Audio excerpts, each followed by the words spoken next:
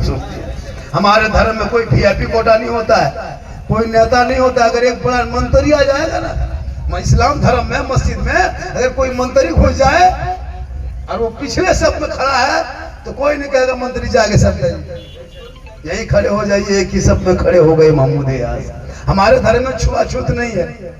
ऐसा नहीं कि ये खान है, ये अंसारी, ये पठान है, ये मुगल है, ये सैयद है, ये मिर्जा है, ये धुनी है, ये मंसूर है, कुछ नहीं। एक साथ खा लो, एक सब का नमाज पढ़ लो, कलमा हक वही तो ला इलाहा इल्लल्लाह मुहम्मद रसूलुल्लाह का तालीम। मत बटो, आपस में मिल के रहो, अपने बाल बच्चों को पढ़ाओ। और जब बाल बच्चे पढ़े लिखे रहेंगे तो वो बेटा कहेगा बाबा मुहर्रम का जब महीना आया था 18 साल का लिए अकबर जब मैदान करबला में 3 दिन के भूखे प्यासे घोड़े पे चढ़ा था, मैदान करबला में उतरा था, हाथ में तलवार लिया था, और जब घोड़े पे चढ़ के मैदान करबला में उतर गए तो इमाम हुसैन के बेटे अली अकबर जो 3 दिन के भूखे प्यासे तलवार चलाते चलाते चलाते चलाते 19 यजीदियों को कत्ल किया। कितने यजीदियों को? 19 लोगों को मारने के बाद घोड़े से नीचे उतर गए, तलवार जमीन पर रख दिए। बेटा हांफने लगा। इमाम हुसैन फरमाते मेरे लाल क्या हो गया? और इतना कहना था। अली अकबर दोबारा तलवार उठाते हैं, आहिस्ते से घोड़े पे सवार होते हैं। अब आगे जाने के बजाय पीछे मोड़ देते हैं। अपने बाबा इमाम हुसैन के सामने आके खड़े होते हैं। वो 10वीं मुहर्रम का दिन था, जुमा का दिन था। 61 हिजरी थे। 56 साल की उम्र इमाम हुसैन की थी और अली अकबर की उम्र उस वक्त 18 साल की थी। सोचो, एक बाप 56 साल भूखा प्यासा, एक बेटा 18 साल का भूखा प्यासा। आहिस्ते आहिस्ते आके बाप के सामने खड़ा होता है। कहा बेटा तुमने तलवार जमीन पर रख के बैठ क्यों दिया था? कहा बाबा 3 दिन से पानी नहीं पिया हूँ, 3 दिन से खाना दाना पानी कुछ नहीं अंदर किया है। जब मैं जोश में जज्बात में तलवार चला दिया ना बाबा, मेरा हल्का इतना सूख चुका है, इतना सूख चुका है कि अब सांस लेने में बड़ी तकलीफ हो रही है बाबा। अगर चंद खतरा मेरे हल्के में होता ना बाबा, इन यजीदियों को हम जहन्नम पहुंचा देते। इमाम हुसैन फरमाते मेरे लाल तुम पानी मांगते हो? कहा नहीं बाबा, मैं पानी मांग नहीं रहा हूँ, बल्कि 2 कतरा पानी मेरे हल्के में होता और हल्का सूखना हुआ, अगर थोड़ा सा तर हो जाता, गीला होता तो सांस लेने में तकलीफ नहीं होती। मेरे इमाम फरमाते मेरे लाल तूने नहीं देखा तेरा बेटा, तेरा भाई ज़ैनुल आबिदीन, तेरा भाई ज़ैनुल आबिदीन खेमे में कई दिन से कर रहा है, पानी का मशकीजा सूखा पड़ा है। तेरी बहन सकीना जमीन पर सिसक रही है, कई दिन से पानी का मशकीजा सूखा पड़ा है। तेरी फूफू ज़ैनब आंसू बहाते बहाते हाथ से आंसू सूख गया। ए बेटा तूने अपनी मां शहरबानू को नहीं देखा, अपने भाई अली असगर 6 माह का मेरे गोद में दम तोड़ा नहीं देखा। कहा बाबा मैं पानी नहीं मांग रहा हूँ, अगर होता तो मैं यजीदियों को इनका नक्शा बदल देते। मेरे इमाम फरमाते मेरे लाल मैं भी तो 3 दिन से कुछ नहीं खाया पिया, लेकिन एक बाप एक बेटे से, एक बेटा एक बाप से मैदान करबला में सवाल किया है, अगर एक बाप जवाब न दे सके तो दुनिया क्या कहेगी? इमाम हुसैन कुछ नहीं थे, मजबूर थे, लेकिन मेरे लाल आजा मेरे सामने में, अपनी जबान को निकाल मेरी जबान पर रख दे और मेरी जबान को थोड़ी थोड़ी चूस ले। बेटा गौर करो, 56 साल के बाबा हुसैन की जबान को 18 साल का बेटा इमाम हुसैन मैदान करबला में 10वीं मुहर्रम को जुम्मा के दिन 61 हिजरी में चारों तरफ दुश्मन ने घेर के रखा है, 22,000 फौज खा पी के खड़ा है।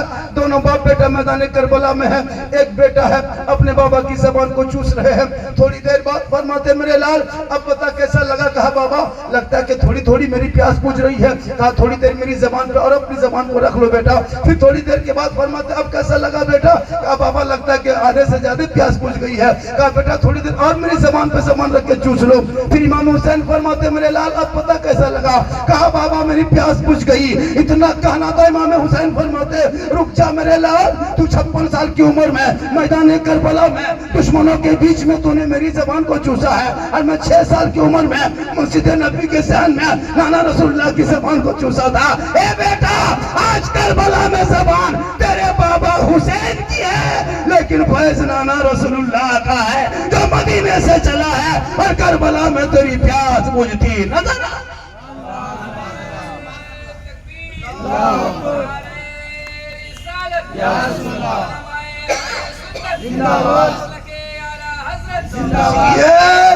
जब करबला याद करना हो तो चांद नजर आए तो कह दो तेरी बीबी कुरान पढ़ेगी, करबला का शहर बानू याद आ जाएगा।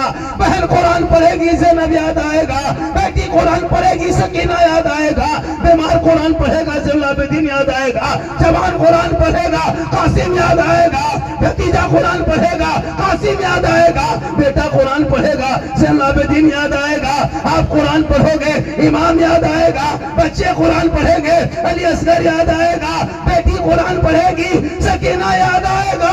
अब घराना कुरान पढ़ेगा, करबला याद आएगा। इसलिए मेरी माँ बहने, तू मुहर्रम के मौके पे तू यहाँ वहां मत जाया कर। तू ज्यादा से ज्यादा कुरान पढ़ा कर। अखाड़ा खेलते हो, अखाड़ा खेलना मैं मना नहीं करता, इसलिए क्या अखाड़े का मामला और है। तुम तलवार निकालते हो, मुहर्रम में निकाल लो। भाला निकालते हो, निकाल लो। तो फारसा निकालते हो, निकालो। तुम इसलिए कि भारत में मुहर्रम में जो आज़ादी है, तुम अपने दायरे में रह करके 5 फीट नहीं 50 फीट का निकाल लो, लेकिन शराब पी करके या फिर आवारा की तरह नहीं, अपने दायरे में रह के लाठी काटो, बांस काटो, डंडा काटो, भाला तरवार, भाला भलम सब घुमाओ, खेलो। अपने अखाड़ा को बंद मत करो, अखाड़ा को जिंदा रखो। भारत में 2 ही जुलूस ने मुसलमानों को जिंदा रखा है। भारत में 2 जुलूस ने रखा है भारत में मुसलमान को जिंदा। एक नाना के नाम का जुलूस 12 रबीउल अव्वल को, और एक नवासे का नाम का जुलूस 10वीं मुहर्रम को। इसको मत मिटने देना, वरना तुम मिट जाओगे। पूरी दुनिया लग चुकी है, इस जुलूस को मत मिटने देना। नहीं होगा, टांगा पे सिला है, उसी को लेके निकल जाना, घुमा देना, फिर रख देना, लेकिन इसको बंद मत करना। बहुत सारे लोग ऐसे ऐसे फतवा दे चुका है ना कि मुहर्रम को मिटा के छोड़ा है। नहीं, इसको जिंदा रखो। नाच के नहीं, गा के नहीं, शराब पी के नहीं, बल्कि जब सड़कों पे चलोगे, तेरा बेटा कहेगा सबसे आला वो आला हमारा नबी, सबसे वाला वो आला हमारा नबी। कौन देता है देने को मुंह चाहिए, देने वाला है सच्चा हमारा नबी। इसलिए खुदा के वास्ते अपने बाल बच्चों को पढ़ाओ, अपने बेटा बेटी को पढ़ाओ, ताकि एक माँ बहने तू सुनो, अगर तुम श्रृंगार करके निकलेगी घर से, गैर को मत दिखाना, शोहर को दिखाना 2 रकात नफल का सवाब। और सुनो मेरी माँ बहने, 1 गिलास पानी अपने शोहर, अपने पति, अपने हस्बैंड के हाथ में देना। 1 गिलास पानी जो बीवी अपने शोहर के हाथ पे देती है ना, किताबों में आया है कि उस बीवी के नामा अमाल में एक जिहाद में जो सवाब मिलता है, वो सवाब उस बीवी को मिलेगा जो बीवी अपने शोहर के हाथ में 1 गिलास पानी शोहर का चेहरा देख के दे दे। हम लोग की बहू बेटी हाथ में देती है पानी, दोनों हाथ से पकड़ के देती है, मुंह देख के देगी। अगर देवो करेगी तो गिलास इधर, मुंह इधर। आपके शामपुर की बहू बेटी नहीं है, यहाँ माशाल्लाह पीर साहब आ रहे हैं, खड़े हो जाओ, अरे खड़े हो जाइए, अरे रसूल सैयद साहब आ रहे, खड़े हो जाइए, खड़े हो जाइए, पूरा मंच में खड़े हो जाइए। सैयद साहब आ गए हैं, अरे पीर साहब आ गए, नारे लगे, नारे तकबीर, नारे तकबीर, नारे रिसालत। हुजूर सैयद मसरूर राजी साहब किबला, गुंबदे खतरा कॉन्फ्रेंस, नारे तकबीर, नारे रिसालत। आइए करीब आ जाइए, करीब। भैया जिस आले रसूल की हम लोग बात अभी कर रहे थे करबला के, उन्हीं खानदान के खानदान दर खानदान दर खानदान, सिलसिला पर सिलसिला, आते आते वही खानदान के चश्मा चिराग आले रसूल। माशाअल्लाह, बढ़ जाइए, बढ़ जाइए, अरे बढ़ जाइए, बढ़ जाइए, बाद में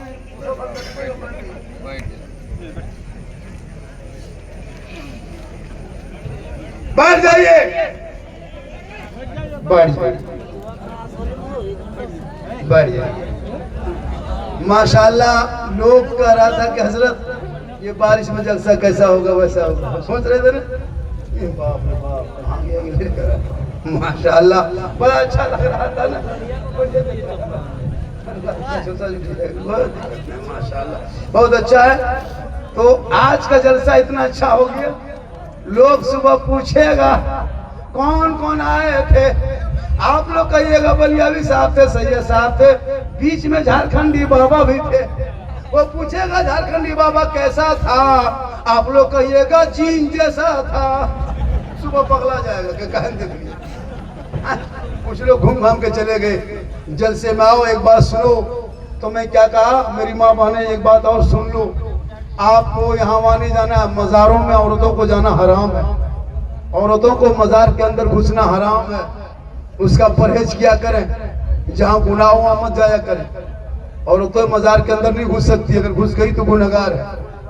अगर मजार जाने में सवाब मिल जाता औरतों को मजार के अंदर घुसने में, तो फिर जनाजे में उसे खाटी के साथ कह ले जाते कब्रिस्तान से, औरतों को ले जाओ पीछे पीछे तुम लोग चलो सवाब मिलेगा। नहीं जा सकते हो, नहीं, शरीयत ने है ना उसको हर चीज को कायम किया है, इसलिए माँ बहनों तुम मजार के अंदर नहीं जा सकती है ना। हम सुन्नी मसले के आला हजरत वाले हैं, हम मजार जाते हैं और वसीला मांगते हैं। देने वाला अल्लाह है, बीच में वसीला अल्लाह वाला है। बेटा बेटी अल्लाह देता है। गरीब नवाज के पास जब भी कोई जाता खाली नहीं लौटता। एक आदमी गया था गरीब नवाज के पास, बोलते हैं 5 मिनट में, बोलते 5 मिनट में, सुभान अल्लाह। और गरीब नवाज जानते हैं गरीब नवाज कहाँ है? गरीब नवाज कहाँ है? नेपाल में। कहाँ है? अजमेर में। याद है, याद है, बहुत याद है। एक जगह पूछ रहे थे करबला कहाँ है ना, तो वो भी बहुत आदमी नहीं जानता है। हालांकि आप लोग कुछ नहीं जानते, आप लोग जितने बैठे कुछ नहीं जानते।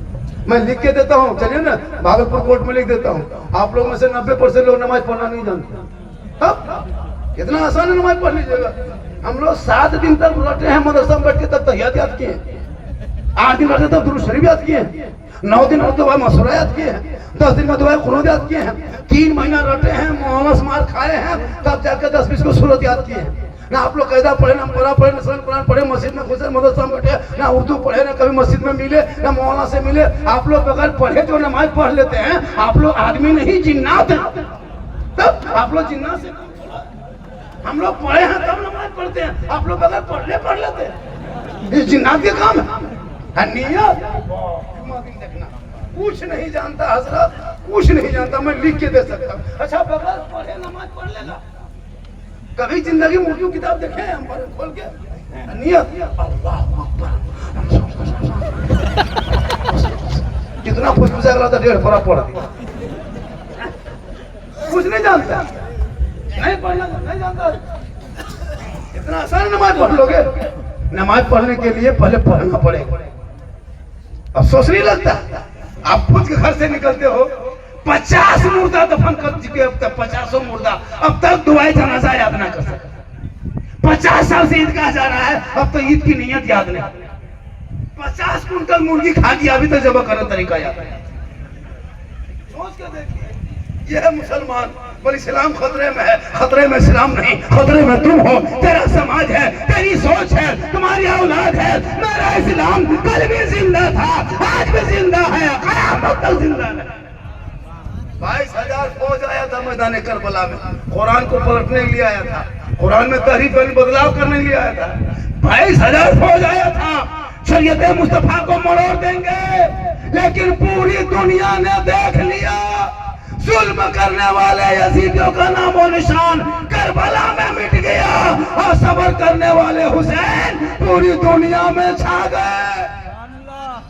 इसलिए तुम्हारे ऊपर जो जुल्म होते देख के तुम मत घबरा, करबला याद कर लेना। करबला में जुल्म हुआ था। आज कोई अपना बेटा का नाम यजीद रखना पसंद नहीं करता। उस नाम में इतना मनुष्य छा गई है कि कोई मुसलमान अपना बेटा का नाम यजीद नहीं रखेगा। और अगर बाई चांस से फूल से रख दिया तो मुहर्रम के चांद में कूद के मर जाए। नाम से नफरत, तू मत घबरा। तू जिस देश में रहते हो, ये गरीब नवाज का देश है। हम किसी राजा के लाए हुए इस्लाम नहीं मानते, हम गरीब नवाज के लाए हुए इस्लाम को मानते। चाहे वो कितने बादशाह गए भारत में, 700-800 साल हुकूमत कर ली, चाहे वो बाबर हो, औरंगजेब हो, हुमायूं हो, कोई भी हो, हम उनके आइडियोलॉजी उनको नहीं मानते, हम उनके इस्लाम को नहीं मानते। मेरे गरीब नवाज ने भारत के धरती पे आना सागर के बगल में चटाई डाल के जो इस्लाम दिया वो इस्लाम मान गए। और जब उस इस्लाम को माना तो मेरे भारत के धरती पे एक ऊंट को बिठाया था, हुकूमतें हार गई थे, ऊंट ना उठा सका, तो ये भारत के 30 करोड़ मुसलमान उठ के कहां जाएगा? इसलिए तू मत घबरा, देश तेरा है, देश से वफादारी कर। मजहब इस्लाम में आतंकवाद की कोई जगह नहीं है। जिस धर्म में खून बहाना छोड़िए, पानी बहाना मना है। अगर इसराफ अगर ज्यादा पानी बहा दोगे तो इस धर्म में मना है कि वजू में ज्यादा पानी गुस्ल मत बहाओ। तो जिस मजहब इस्लाम में पानी बहाना मना कर दे, शराब में शामिल कर दे, उस मजहब में कभी खून बहाना जायज करेगा? इसलिए जो आतंकवाद होता है वो इस्लाम का चोला जरूर पहन के आ जाता है, लेकिन वो इस्लामी नहीं होता है। और जो इस्लामी होता है वो जिंदगी में आतंकवादी नहीं होता है। इस्लाम को आतंकवाद से कोई ताल्लुक नहीं है, इस्लाम से आतंकवाद का कोई मतलब नहीं है।